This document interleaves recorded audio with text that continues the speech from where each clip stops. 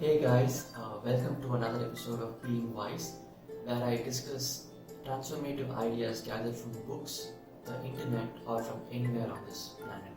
I am Shakthi, and I make videos with insights on personal flourishing, books, and films. Today we are going to talk about understanding our emotional cycle of change that occurs whenever we take something new, like starting a new relationship, getting into a marriage, or trying to learn a new skill, like taking up a sport or learning a new musical instrument. We often start with a lot of enthusiasm and momentum and confidence. There is a lot of optimism and hope that we would see through this. Think about the start of a new relationship. There's a lot of hope and optimism there. But when you progress, it fizzes out. You face challenges. You come across things that you do not like about the other person. And that's the same with taking up a new skill. Say you take up learning a musical instrument. The first few days seem really great. You're learning a lot of things. But then again it fizzes out. It becomes very challenging. And what happens is with all of these new projects is that in a relationship, we exit those relationships. Divorces happen in marriages. We give up on the new skill or give up on the new project. When the challenges surmount us, we give up on them. So we give up on projects for many reasons, but one of the main reasons is that at one point it becomes too hard for us to continue with it. And here we are saying that, and in this video I'll try to explain one aspect of it, which is the emotional aspect of it. So we're going to see the curve of emotional change that we go through when we take up big changes. It's called the emotional cycle of change by Connor and Kelley. Now there's no reason to worry, it's a very simple intuitive curve and that's very useful. So this curve has four main stages. The first stage is uninformed optimism. So you would easily recognize this. So whenever we start a new project or a relationship or a marriage or try to start a new skill, we start with a lot of enthusiasm and optimism. We are making a lot of progress. The initial few days in a relationship are very exciting. And if you are trying to learn to code or trying to learn a new skill, you're making a lot of progress, you're learning a lot of things and you're able to do a little things. That gives you a lot of happiness and you see a bright future, you think that you can complete this. But we call this stage uninformed because you still have not got into the thing that you're doing. If it's a relationship, you're still only in the early stages, you do not know really well about the other person, you have still not spent enough time with them. If it's a new skill, you've not even faced the challenges, the real challenges of going to the advanced stages. So that is why we call it uninformed, and we call it optimistic because it's all very good at this point of time. You're not facing any challenges, it's going well for you. So we call it uninformed optimism. And for this reason, we call this stage as the honeymoon period. So in this period, everything is good and well, and you're enjoying it. Now the next stage is informed pessimism. Now after the first stage, when you progress a little forward with your projects or in your relationship, you start to face some challenges. If it's a skill, then you see that it's a little advanced and it requires more time for practice. You see that you're not making any progress. It's becoming harder day by day and you don't see any output. This makes you frustrated. If it's a relationship, then you might find that there are things about the other person that you're not really comfortable about.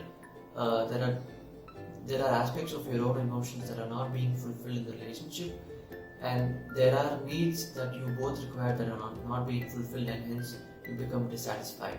Now the important aspect about this stage of informed pessimism is that this is a stage that where we exit our projects and our relationship. In fact, most of the projects that we drop and a major of the relationship or the divorces take place in this stage. So the authors of this, the whole emotional cycle of change curve, term it as the checking out period, because this is where we tend to check out of our projects and relationships when we face difficulties. This is where we face difficulties, and when we are unable to overcome them, we check out or we keep procrastinating. So one of the examples I recently faced is with this YouTube channel. I started this channel with a lot of hope and optimism.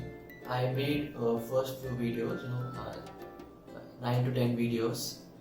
I thought it was all going to be well, and I could easily make more videos. But last week I hit a stumbling block. So I faced a lot of challenges. I saw that I was not getting many views, and when I shot one of my videos and reviewed it, I found my articulation was very poor. It was not improving. My presentation skills were much below par, and it was very unattractive. And secondly, I also found that my editing takes a lot of time, and it took about 10 to 15 hours to make just one video. This made me very despondent, and I was almost going to check out. So an aspect of this stage is that we hit the rock bottom. And when we hit this rock bottom, we call it the valley of despair.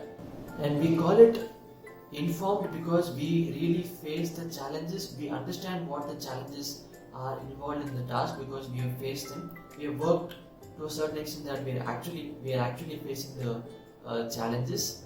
And we call it pessimistic because since we have faced the challenges, our emotions become more pessimistic. We haven't yet found the solutions for it, and we are on the whole despondent, and hence we call it the valley of despair. And most of us do not come out of this valley of despair. We are holed out in it, and we eventually check out on our projects and relationships. Now the next stage is hopeful realism. Now it takes a lot of effort to come out of valley of despair, and it depends on the individual's tolerance to pessimism. Now if you have a low tolerance to pessimism, then you would quit and check out of the project or the relationship. You must have some kind of tolerance to pessimism to work through it. One way to work through the valley of despair is to confront the challenges, list out the challenges, and then tackle them head on. Now if it's a relationship, then you list out your issues and then sit down with your partner and have an open communication with them and figure out how you could solve those challenges and improve your relationship. Or you might even enlist a marriage counselor for this task. So this way you have an open communication and tackle the challenges you have with your partner. If it's a skill, then again you sit down and reflect on the challenges that you're facing. What are the difficulties that you're facing? Probably take the help of your coach or a mentor or a friend who has done the same thing. So take his help and tackle those challenges so that it becomes a little easier for you and you reduce the pessimism.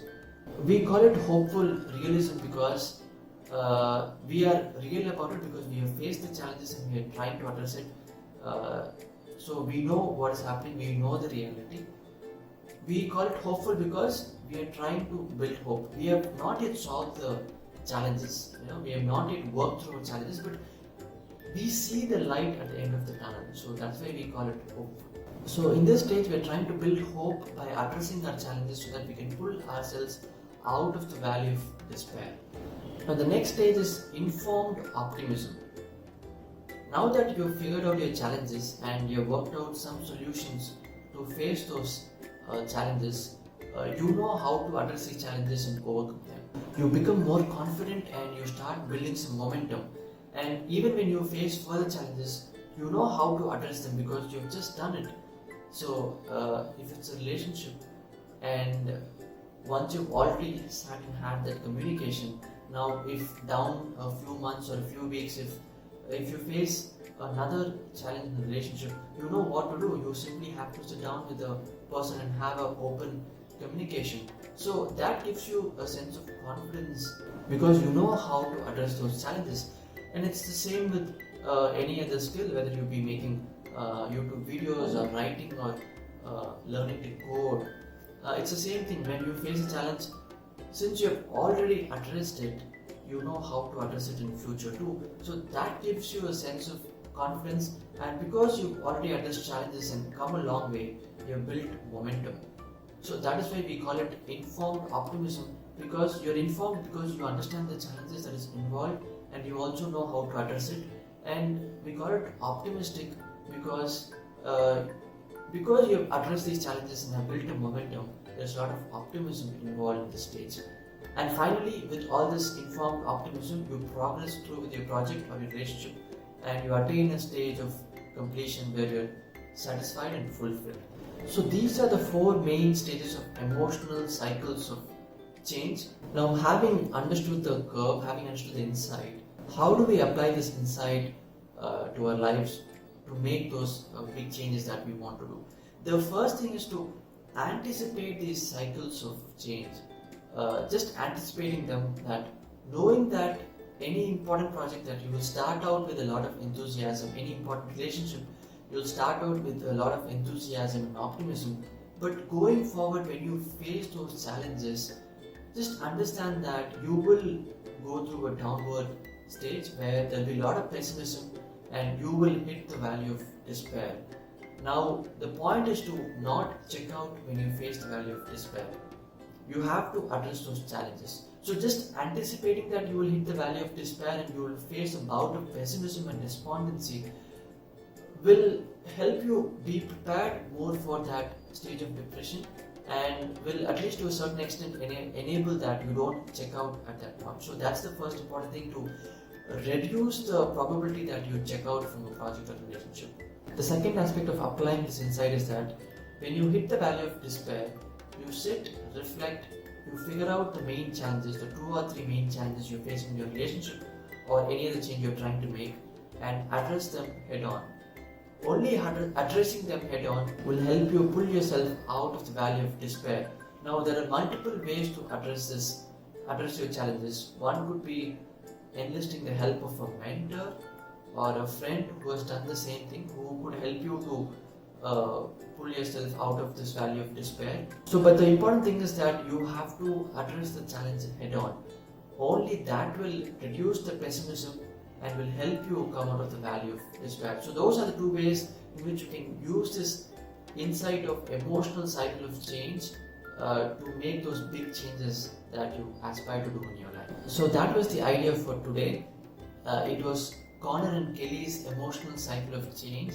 It is based on the Kubler-Ross grief cycle, which attempted to chart our emotional cycle when we go through unplanned life events like loss of a loved one, a job loss, or when we are attacked by a serious illness. So these are all unplanned changes. And then Connor and Kelley adapted this Kubler-Ross grief cycle in the context of organizational change to repurpose it for change management. And we find that this is also very useful in the change of individuals too. So I am linking up all the resources in the description box below. Do let me know your thoughts on the emotional cycle of change if you have ever experienced it, and I would love to know the strategies that you use to pull yourself out of the valley of despair. It would help all of us. Please give thumbs up to my video and subscribe to my channel if you want to learn more about such insights. I post videos on personal flourishing and insights on books and films. If you're struggling to keep up with a major goal in your life, do you know about the concept of why 100% is easier than 99%? It's a very interesting and an effective concept. I have made a video on that. Do check it out. I'll meet you with another idea next time. Until then, goodbye and thanks for watching.